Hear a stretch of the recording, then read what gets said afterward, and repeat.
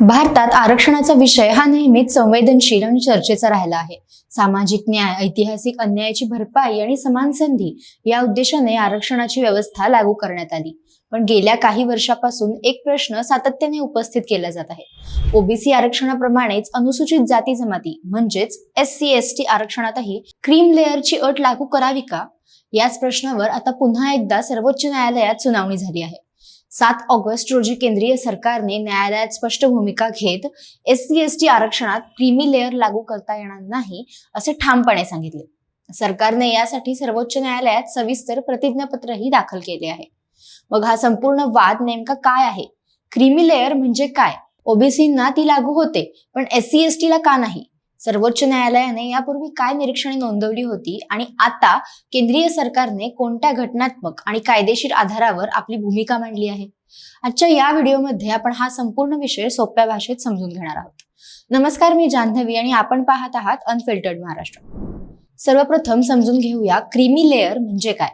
Creamy layer म्हणजे एखाद्या मागास वर्गातील सामाजिक आणि आर्थिकदृष्ट्या तुलनेने प्रगत कुटुंबे. अशा कुटुंबांना आरक्षणाचा लाभ देण्याऐवजी तो खऱ्या अर्थाने मागास राहिलेल्या लोकांपर्यंत पोहोचावा, हा या संकल्पनेमागचा उद्देश आहे. ही संकल्पना प्रामुख्याने ओबीसी आरक्षणासाठी लागू करण्यात आली. सध्या केंद्र सरकारच्या नियमांनुसार विशिष्ट अटींनुसार वार्षिक उत्पन्नाची मर्यादा 8 लाख रुपये आहे. त्यापेक्षा जास्त उत्पन्न असलेल्या काही कुटुंबातील व्यक्तींना केंद्राच्या ओबीसी आरक्षणाचा लाभ मिळत नाही. मात्र हे लक्षात ठेवणे महत्त्वाचे आहे की क्रीमी लेअर ठरवताना केवळ उत्पन्नच नाही तर पालकांचे पद, सेवा आणि इतर निकषही विचारात घेतले जातात. आता प्रश्न असा आहे की SC आणि ST आरक्षणासाठी अशीच व्यवस्था का लागू व्हावी? याच संदर्भात सर्वोच्च न्यायालयात एक याचिका दाखल करण्यात आली होती. या याचिकेत असा मुद्दा मांडण्यात आला की अनुसूचित जाती जमातींमध्येही काही कुटुंबे आर्थिक आणि सामाजिक दृष्ट्या पुढे गेली आहेत. त्यामुळे आरक्षणाचा लाभ अधिक गरजूंपर्यंत पोहोचवण्यासाठी क्रीमी लेअरची अट लागू करण्याचा विचार व्हावा. या मागणीची चर्चा अचानक सुरू झालेली नाही. यामागे सर्वोच्च न्यायालयाचा एक महत्त्वाचा निर्णय आहे.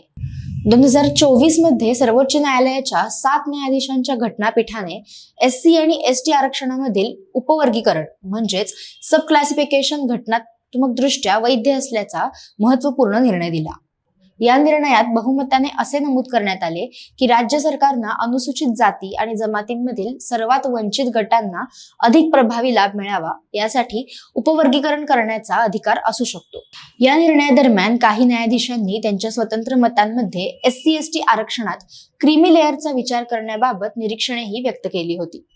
मात्र ही निरीक्षणे म्हणजे थेट कायदा किंवा बंधनकारक आदेश नव्हेत. याच पार्श्वभूमीवर आता सर्वोच्च न्यायालयात पुन्हा हा मुद्दा उपस्थित झाला आहे.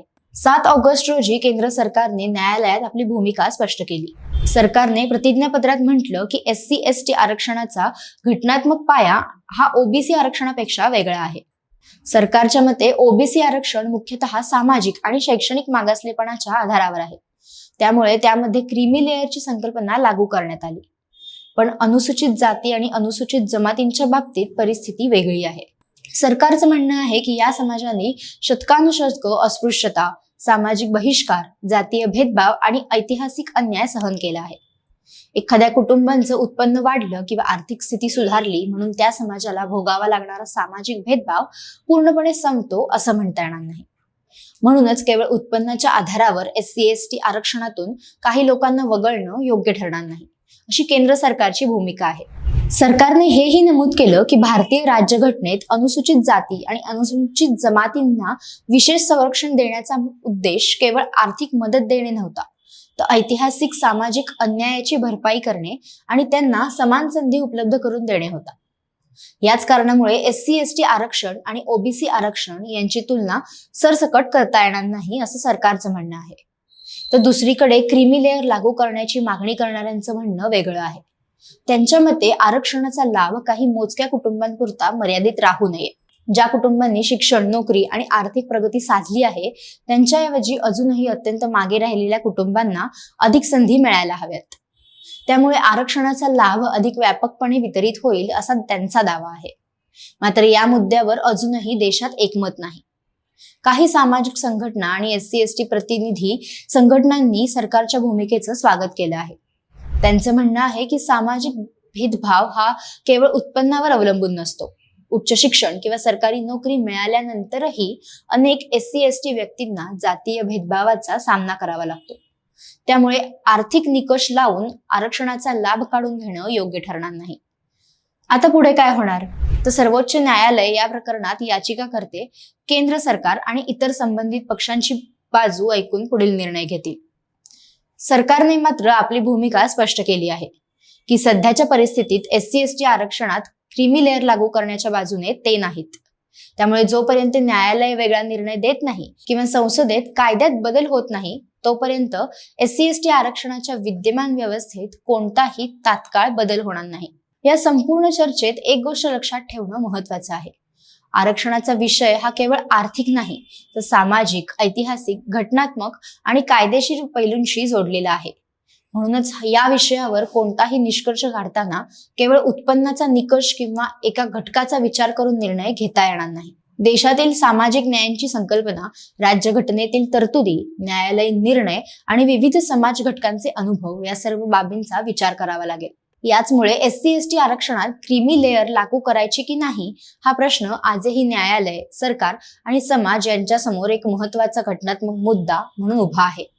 आता सर्वोच्च न्यायालयाच्या पुढील सुनावणी आणि अंतिम निर्णयाकडे सर्वांचंच लक्ष लागलं आहे. तुमच्या मते SC/ST आरक्षणात क्रीमी लेअर लागू व्हावा की सरकारने घेतलेली भूमिका योग्य आहे? या विषयाकडे तुम्ही कसं पाहता? तुमचं मत आम्हाला कमेंट्समध्ये नक्की सांगा. व्हिडिओ आवडला असेल तर लाईक करा, शेअर करा आणि राज्यघटना, न्यायालयीन निर्णय आणि महत्त्वाच्या राष्ट्रीय घडामोडींचं सखोल विश्लेषण मराठीमध्ये पाहण्यासाठी आमच्या चॅनलला सबस्क्राईब करायला विसरू नका. धन्यवाद.